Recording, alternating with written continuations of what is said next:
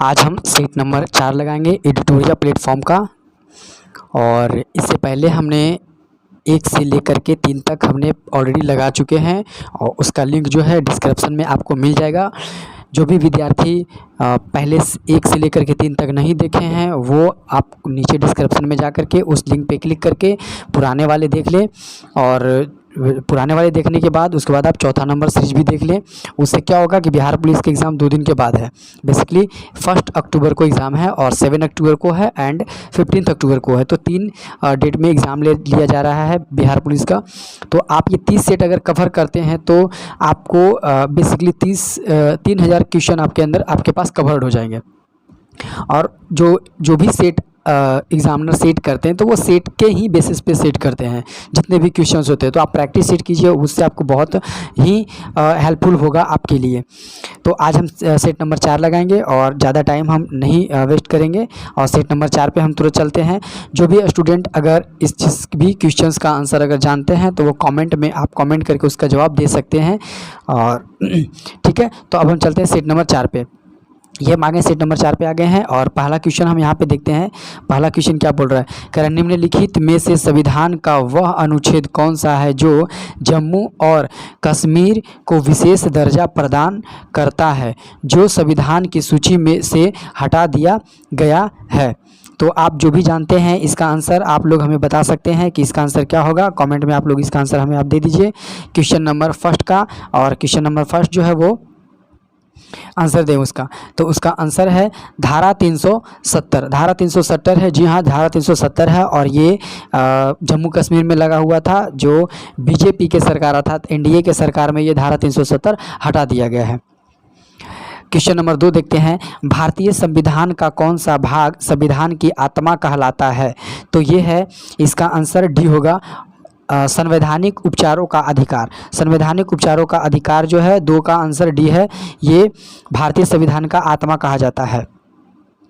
कहता है 3 number question 3 number बोल रहा है क्लोरोफॉर्म का प्रयोग किस रूप में किया जाता है या किया जा सकता है। तो 3 नंबर का आंसर आप लोग दीजिए, जो भी जानते हैं उसका कमेंट में आप आंसर दे दीजिए। तो ये है मलेरिया रोधी। क्लोरोफॉर्म का उपयोग जो है मलेरिया रोधी के उपयोग में किया जा सकता है।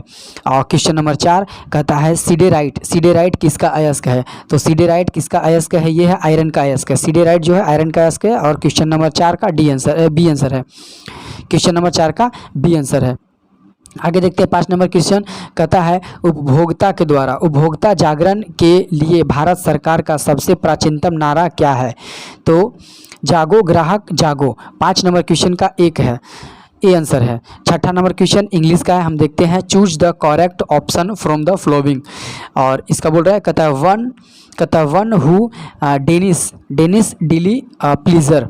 तो 6ठा का आंसर क्या होगा, आप लोग जो भी जानते हैं कमेंट में डालिए, नहीं भी जानते हैं तो भी कोई बात नहीं, हम आपको बता दे रहे हैं। 6ठा का होगा एसोसिएट होगा 6ठा का। 7वां बोल रहा है ट्रांसलेशन है। तो 7वां बोल रहा है मैं तुम्हें यह पुस्तक देने आया हूँ। और 7 नंबर का आंसर क्या होगा, जो भी जानते हैं ट्रांसलेशन का इसका ट्रांसलेट करके कमेंट में फटाक से डाल सकते हैं। तो कहता है the book come to give you this book. 7वां का बी आंसर, 7 का बी हो गया। 8 नंबर क्वेश्चन हम देखते हैं। 8 नंबर क्वेश्चन हमें क्या बोल रहा है। तो 8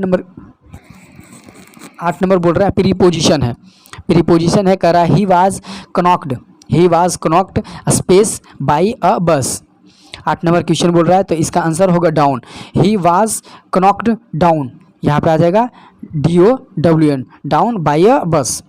9 नंबर क्वेश्चन बोल रहा है सफिक्स बोल रहा है। सफिक्स मतलब उपसर्ग और प्रत्यय, आप लोगों ने पढ़ा होगा तो उसी वही है। हिंदी में हम लोग उपसर्ग बोलते हैं और प्रत्यय बोलते हैं, और इंग्लिश में हम लोग बोलते हैं सफिक्स एंड प्रीफिक्स। प्रीफिक्स का मतलब होता है जो शब्द के पहले लगे, सफिक्स का मतलब होता है जो शब्द के बाद में लगे। तो वही बोल रहा है जो बाद में लगता है वो। कहता है the arrive is Phantom less. इसका आंसर हो जाएगा बी हो जाएगा फैंटमलेस। वही मैंने बोला ना कि सफिक्स का मतलब जो शब्द के अंत में लगे और प्रीफिक्स का मतलब होता है जो शब्द के पहले लगे। तो 9 का बी आंसर हो जाएगा। 10 नंबर क्वेश्चन बोल रहा है रॉन्गली स्पेलिंग है, उसको हमें सही करना है। तो इसमें गलत कौन सा है 10 नंबर में। और 10 नंबर का सी देखिए तो आपका ये रॉन्गली है। बाकी तीनों सही है, ये रॉन्गली है, गलत है। अब देखते हैं यहाँ पे 11 नंबर क्वेश्चन, और 11 नंबर क्वेश्चन हमारा लगता है 11 नंबर क्वेश्चन जो है वो मैथ है। तो मैथ को हम लोग छोड़ करके चलेंगे, और मैथ जितने रहेंगे उसको हम छोड़ देंगे, क्योंकि मैथ में बहुत ज़्यादा टाइम लगता है और उसमें हम लोग टाइम नहीं गवाएंगे। अब चलते हैं 16 नंबर क्वेश्चन। 16 नंबर क्वेश्चन जो है वो क्या कह रहा है हमारा कि शब्द केपाकुल, केपाकुल का अर्थ क्या है? शब्द केपाकुल है, उसका अर्थ क्या है? 16 नंबर देखते हैं। 16 नंबर केपाकुल का अर्थ, तो केपाकुल का अर्थ होता है इसका आंसर विद क्रोध से बेचैन। केपाकुल का मतलब होता है क्रोध से बेचैन। कहता है 17वां है मीराबाई का जन्म कहाँ हुआ था? मीराबाई का जन्म कहाँ हुआ था? 17 नंबर क्वेश्चन है राजस्थान। मीराबाई जो थी वह राजस्थान की थी, और मीराबाई जो थी वो कृष्ण भक्त से संबंधित थी। और मीराबाई जब एक कृष्ण भक्त में संबंधित हो, एक मंदिर में जब वो पूजा कर रही थी या ध्यान कर रही थी, उसी समय से वो विलुप्त हो चुकी थी।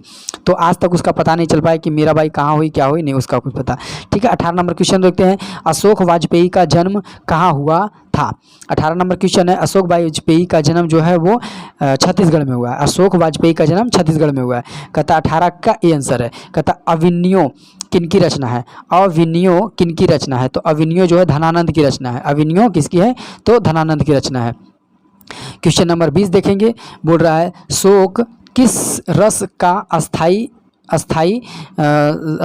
भाव है? शोक जो है किस रस का अस्थाई भाव है? तो 20 का आंसर भी हो जाएगा करुणा का। करुणा का। कहता है प्रकाश तरंगे होती है। प्रकाश तरंगे होती है, कैसा होता है ये होता है एक विद्युत चुंबकीय होता है। प्रकाश तरंगे जो होती है विद्युत चुंबकीय तरंगे होती है। प्रकाश तरंगे विद्युत चुंबकीय तरंग होती है। 21 का ए आंसर है। कहता है 22 नंबर क्वेश्चन, समतल दर्पण द्वारा बने प्रतिबिंब के संबंध में कौन सा कथन गलत है? यहाँ पे 3 कथन सही है और 1 कथन गलत है। 22 नंबर में वही चूज करना कि गलत कौन सा है। तो 22 का है ये डी आंसर। कहता है ये वास्तविक होता है, ये गलत है, जबकि वास्तविक नहीं होता है। 22 नंबर क्वेश्चन अगर हम देखते हैं 23 नंबर, 22 हमने देख लिया। 23 नंबर बोल रहा है कि एक तरंग की आवृत्ति एवं आवर्तकाल का गुणनफल होता है। ये मैथ इसका आंसर भी हो जाता है, इजी है, इसको आप बना सकते हैं। मैथ है, इसका बी आंसर है। कहता है सॉरी मैथ नहीं, ये फिजिक्स का क्वेश्चन है। एक तरंग की आवर्त एवं आवर्तकाल का गुणनफल होता है 1। अब 24 नंबर क्वेश्चन देखते हैं। 24 नंबर बोलता है कहता ध्वनि का वेग एवं परमताप से संबंध है। तो ध्वनि का वेग किससे संबंधित है? ये न्यूमेरिकल का है। ये सूत्र बेसिकली है, सूत्र अगर आपको याद होगा तो आप बना सकते हैं। तो 24 नंबर का भी नोट देन √100 t इसका आंसर है। 24 का बी आंसर है। चलते हैं 25 नंबर क्वेश्चन पे। 25 नंबर क्वेश्चन क्या कह रहा है? तो 25 नंबर क्वेश्चन हम आ गए। 25 नंबर बोल रहा है क्वेश्चन कि घर्षण गुणांक म्यू का मान सदा होता है। घर्षण गुणांक म्यू का सदा मान क्या होता है? तो म्यू का मान होता है म्यू लेस देन या ग्रेटर देन 1। अगला देखते हैं 25 नंबर क्वेश्चन देखते हैं। 25 नंबर का हो गया बी ए आंसर। अब देखते हैं 26 नंबर बोल रहा है असंरक्षित बल के उदाहरण है। असंरक्षित बल के उदाहरण है, तो ये क्या है? घर्षण बल और श्यान बल दोनों है। तो 26 का सी आंसर है। 27 नंबर देखेंगे। 27 नंबर बोल रहा है कि जब पिंड वृत्ताकार मार्ग पर स्थित या कोणीय वेग से गतिमान है तब कोणीय त्वरण का मान है। कोणीय त्वरण का मान क्या होगा? 0 हो जाएगा। 28 नंबर क्वेश्चन देखते हैं। एक साइकिल मोड़ पर गति करते समय संतुलित होता है, तो वो किस समय होता है?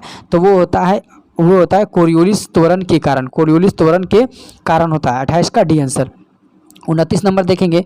कहता है बल का आघूर्ण पैमाना है। बल का आघूर्ण पैमाना क्या है? तो पिंड को घुमाने की क्षमता का। बल का आघूर्ण पैमाना है पिंड को घुमाने की क्षमता का। 29 का ए आंसर। अब देखेंगे 30 नंबर क्वेश्चन। 30 नंबर कह रहा है एक युग्म बना होता है। एक युग्म बना होता है, तो इसका सी आंसर है। कहता है सामान्य परिणाम के 2 भिन्न समानांतर बलों का। 30 का सी आंसर है। अब 31 नंबर क्वेश्चन देखते हैं। 31 नंबर कह रहा है देश। कहता एक देश के सामान्य निवासियों और उनकी संपत्ति द्वारा उत्पादित सभी अंतिम वस्तुओं और सेवाओं का मूल्य कहलाता है, चाहे देश के बाहर या भीतर उत्पन्न किया जाए। तो 31 नंबर में क्या कहलाता है? वो सकल राष्ट्रीय उत्पाद कहलाता है। अर्थात बोलता है इसको इंग्लिश में बोलते हैं हम GDP। इंग्लिश में बोलते हैं GDP बोलते हैं, सकल घरेलू उत्पाद।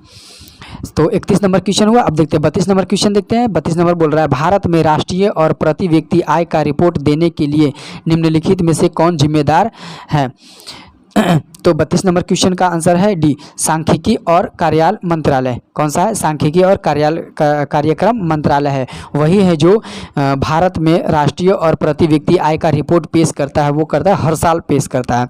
32 का डी आंसर है। 33 नंबर क्वेश्चन हम देखेंगे। 33 नंबर बोल रहा है 8 या 10 जनवरी 8 से 10 जनवरी 2023 तक 17वां प्रवासी भारतीय दिवस सम्मेलन कहाँ आयोजित किया गया? तो ये किया गया इंदौर। इंदौर कहाँ पड़ता है? महाराष्ट्र में पड़ता है। सॉरी, इंदौर पड़ता है मध्य प्रदेश में। इंदौर मध्य प्रदेश में पड़ता है। अगर क्वेश्चन आपसे पूछे कि भारत देश का सबसे स्वच्छ शहर कौन सा है, तो इंदौर शहर आएगा। इंदौर शहर आएगा। 33 नंबर का बी आंसर है। अब चलते हैं हम आगे 34 नंबर क्वेश्चन पे चलते हैं। 34 नंबर क्वेश्चन क्या कह रहा है? 34 नंबर कहता है 34 नंबर कि निम्नलिखित में से कौन सा अप्रत्यक्ष कर है? तो 34 का बी जो क्वेश्चन है, बी, सीमा शुल्क जो है वह अप्रत्यक्ष कर है। सीमा शुल्क जो है अप्रत्यक्ष कर है। कहता है कि जो संपत्ति कर है जो, या संपत्ति का अधिकार जो है वो अब हमारे अधिकार नहीं बल्कि वो सरकार का अधिकार है। इस संशोधन कर दिया गया है। कहता है 35 नंबर क्वेश्चन। 35 बोल रहा है कि बैंक की अपनी तरल परिसंपत्तियां और कुल जमा के बीच एक निश्चित अनुपात बनाए रखने की आवश्यकता है। यह अनुपात कहलाता है, यह अनुपात क्या कहलाता है? तो यह अनुपात, इसका आंसर होगा संबंधित तरल निधि अनुपात, अर्थात होता है SLR कहलाता है। SLR कहलाता है। 35 का बी आंसर। अब आता है 36 में बोल रहा है कि मुद्रास्फीति कम करने के लिए निम्नलिखित में से किन उपायों का उपयोग नहीं किया जा सकता है?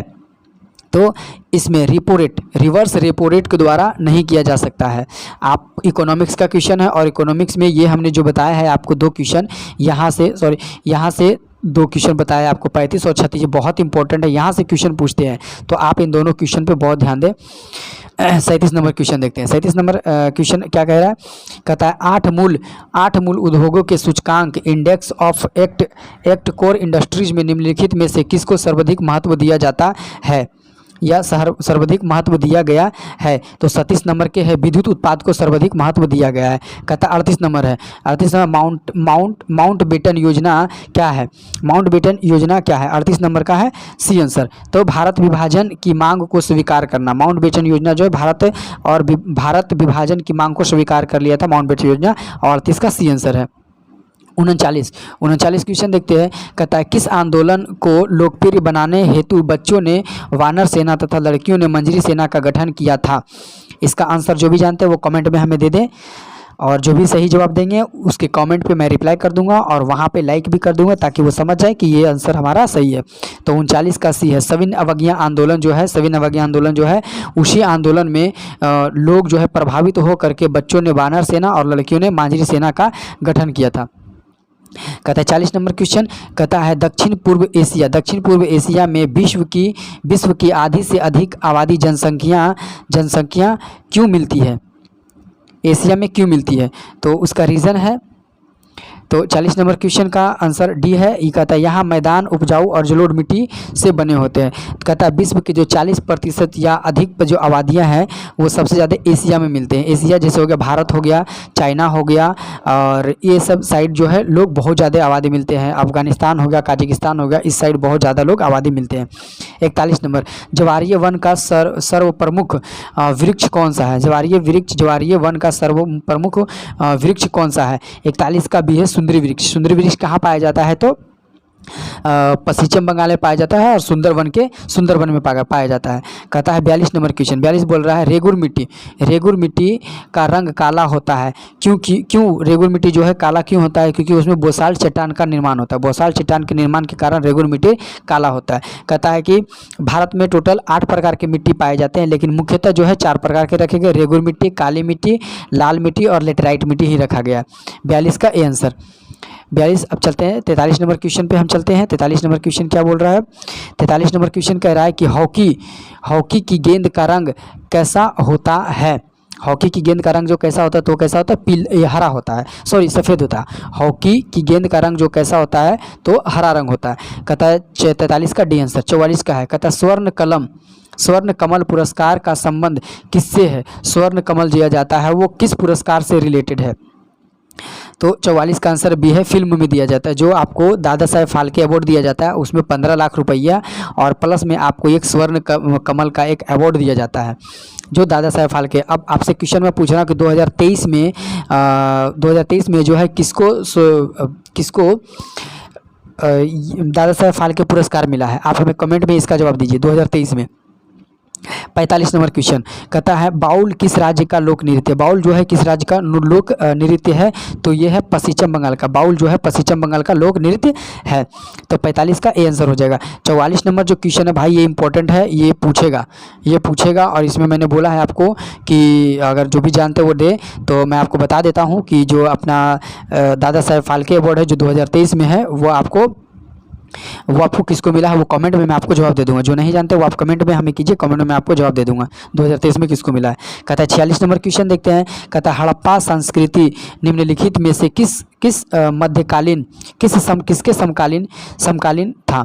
तो 46 का आंसर है डी है, ये कांस्य युगीन है। ये क्या है? कांस्य युगीन है। 46 का डी आंसर है कांस्य युगीन। हड़प्पा सभ्यता जो है कैसा है? तो कांस्य युगीन सभ्यता है। 46 का डी आंसर। 47 नंबर में देखते हैं। कहता है निम्नलिखित में से कौन सा जैन धर्म का महत्वपूर्ण सिद्धांत है?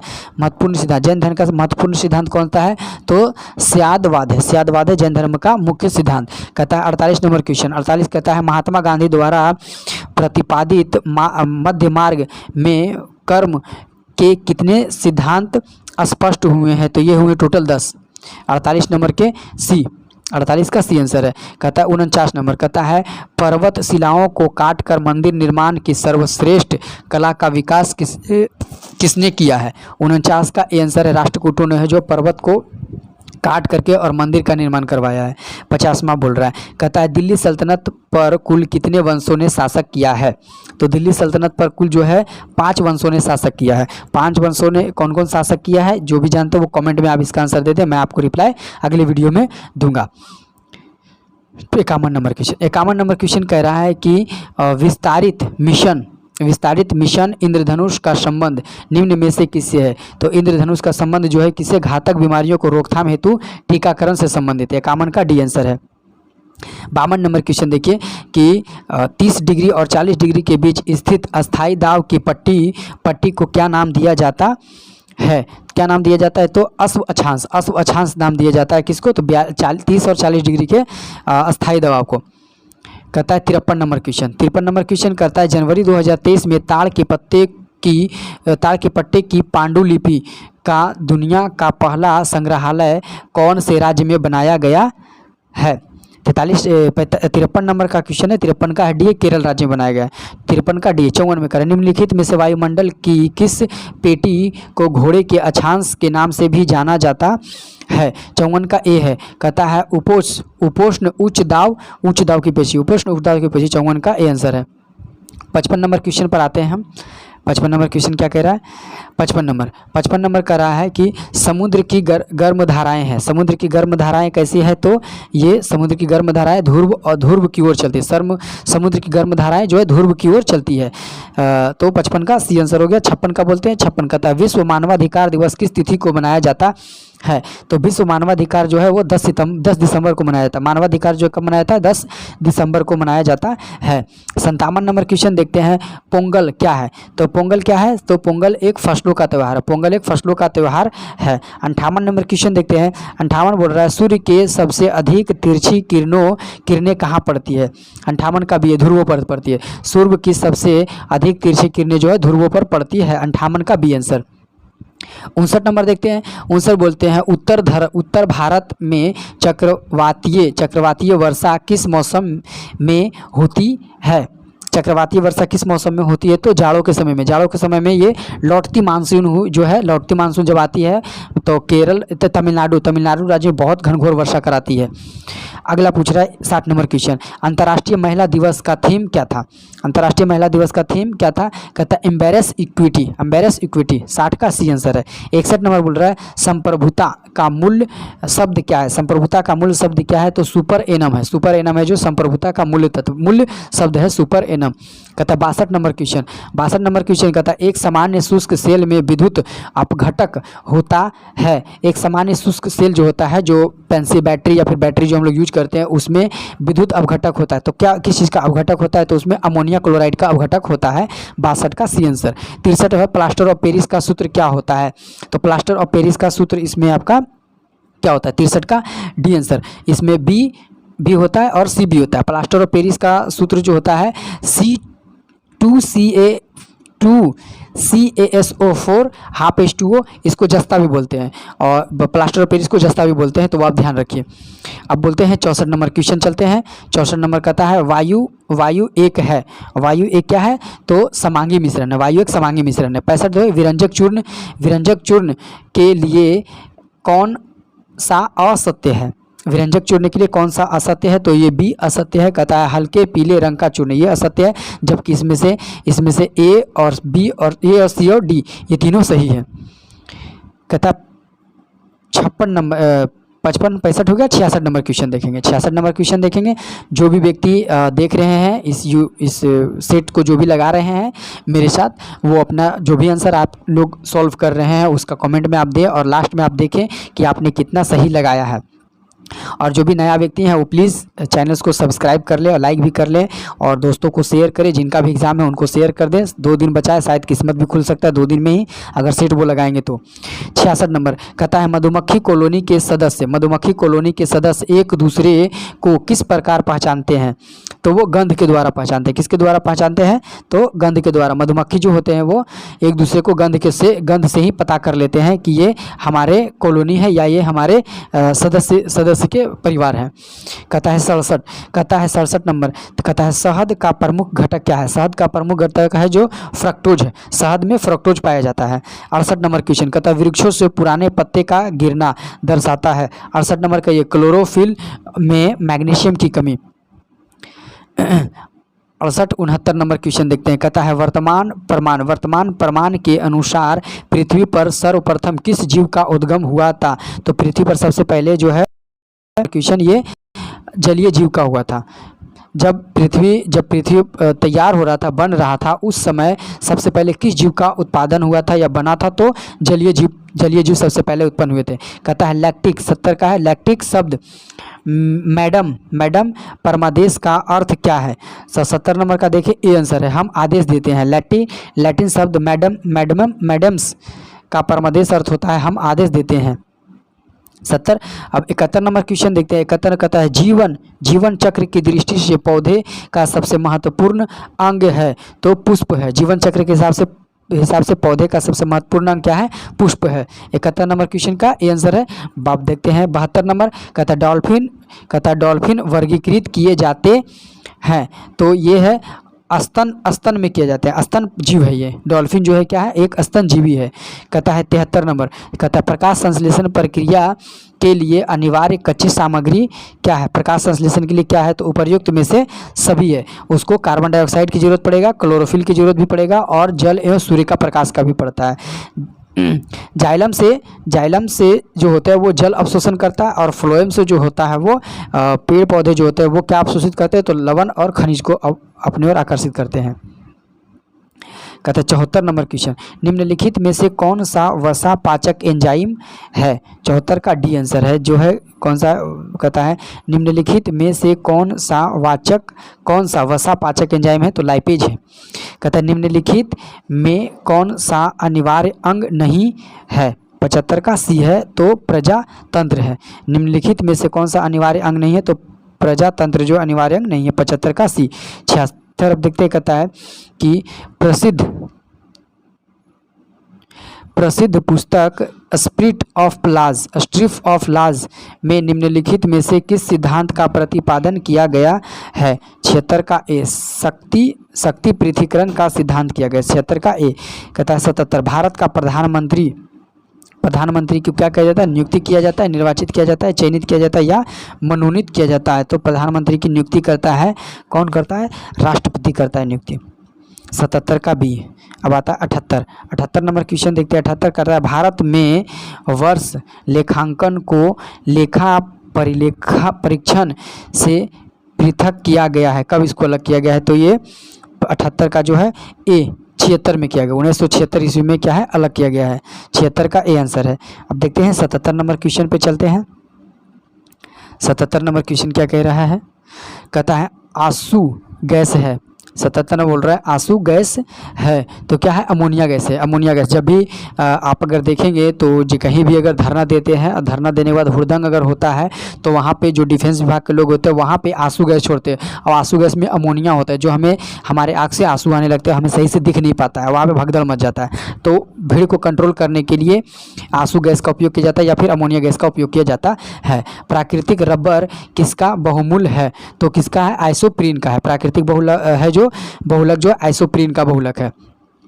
81 नंबर क्वेश्चन देखें, 80 का एक ये हो गया और 81 नंबर क्वेश्चन कहता है 81 नंबर देखते हैं तो मैथ है 81 82 83 भी मैथ है, 84 का है अपना रोमर के अक्षरों को बेसिकली 84 जो है वो रीजनिंग है, 85 भी मैथ है, 86 क्वेश्चन हम देखते हैं। 86 नंबर क्वेश्चन हम देखते हैं, मैथ और रीजनिंग का जो भी क्वेश्चन है वो लोग आप लोग खुद देख करके सॉल्व कर लीजिएगा, और नहीं तो इसका मैं एग्ज़ाम से पहले आधे घंटे का जो बनेगा जिसमें 30 सेट के अंदर अर्थात हो जाएगा 300 मैथ्स हो जाएंगे, वो मैं आपको एक वीडियो में कवर कर दूंगा। सारे मैथ जो है सोल्यूशन के साथ आपको बना करके डाल दूंगा ताकि आप लोग सब देख लें और उसका एक बार आप घर में भी प्रैक्टिस कर ले और आपसे आराम से एग्जाम बैठे, क्योंकि 300 ज़्यादा मैथ नहीं पूछने वाला है।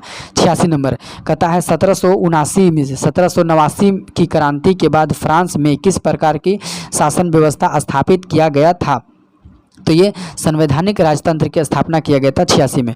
कहता है 86 का डी। 87 में है कहता है जोते हुए खेत का प्रमाण किस हड़प्पा कालीन में था, तो मिला था कालीन बंगा मिला था। जोते हुए साक्ष्य का मिला था कहाँ पे, कालीन बंगा में। 88 नंबर क्वेश्चन, भारत में हरित क्रांति किस दशक में आया था, तो 67 और 68 में आया था, लेकिन 67-68 नहीं दिया हुआ है तो यहाँ पे 1960 के दशक में होगा, 1960 के दशक में आया था। जबकि अगर एक्चुअल अगर मंथ दिया रहे तो 1967 और 68 में, और किसने लाए थे, तो एस स्वामीनाथन भारत में लाए थे। कहता है 89 नंबर क्वेश्चन देखेंगे, भारत में कुल्लू घाटी निम्नलिखित में से किस खेती के लिए प्रसिद्ध है, तो कुल्लू घाटी जो है किस खेत के लिए प्रसिद्ध है, तो सेब के लिए प्रसिद्ध है। 89 का सी आंसर है।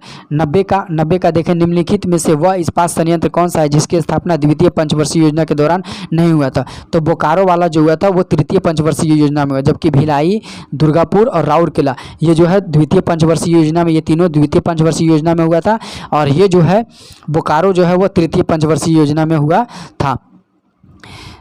चलते देखते हैं 91 नंबर क्वेश्चन। 91 नंबर है, कहता है निम्नलिखित में से बिजली का नवीकरण संसाधन है। बिजली का नवीकरण का मतलब होता है कि एक बार यूज किए तो दोबारा भी हम यूज कर सकते हैं, तो वो हम किससे कर सकते हैं, वो हम पानी से दोबारा बना सकते हैं। पेट्रोल जो है वन टाइमिंग यूज करते हैं, प्राकृतिक गैस भी वन टाइमिंग और कोयला भी वन टाइमिंग है, लेकिन ये नवीकरणीय है, तो पानी से हम दोबारा अगर पानी ऊर्जा से गिराओगे तो बिजली बना सकते हैं और दोबारा उसको यूज कर सकते हैं, लेकिन पेट्रोल और प्राकृतिक गैस और कोयला है ये अनवीकरणीय है। 91 का ए आंसर है। अब चलते हैं 92 नंबर क्वेश्चन पे। 92 नंबर क्वेश्चन देख लेते हैं। 92 नंबर क्या कहता है ब्रोमीन होती है कैसी होती है, तो ये लाल द्रव होते हैं। ब्रोमीन जो होती है लाल द्रव होती है, तो 92 का सी।